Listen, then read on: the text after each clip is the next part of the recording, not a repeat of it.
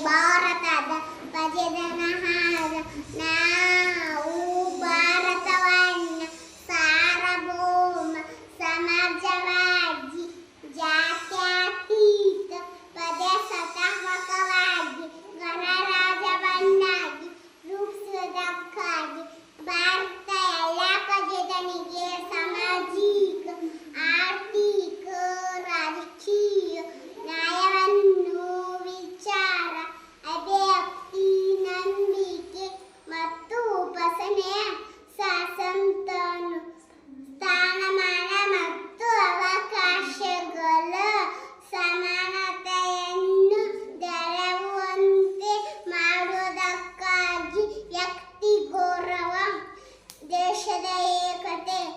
ಸಮಗ್ರತೆಯಾಗಿ ಎಲ್ಲರಲ್ಲಿ